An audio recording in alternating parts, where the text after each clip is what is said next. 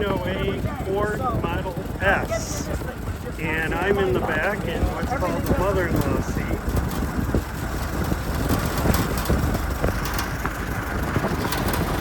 But now a couple of years in, I don't think about it. You know, you get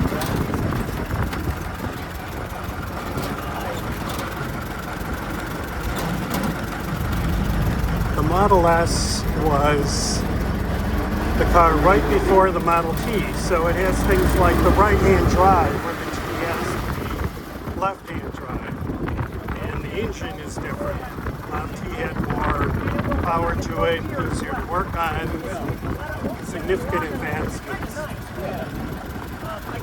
But this was a very popular car for Ford and really set the base, the money that enabled them to do the Model T.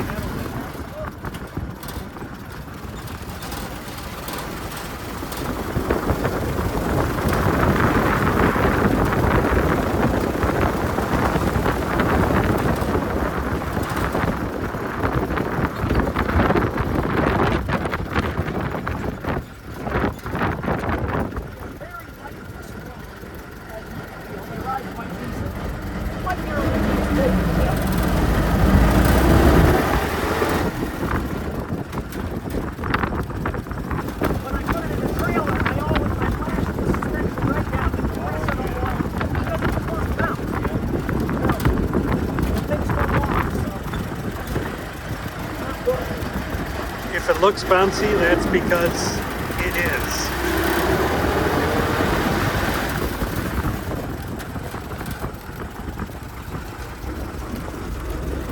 To get into this, you have to step in the back here, and that's your left foot, your right foot here, and then over.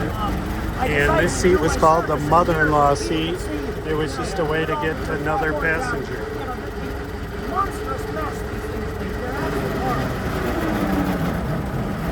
All these weird, horrible sounds are entirely normal in the Model S.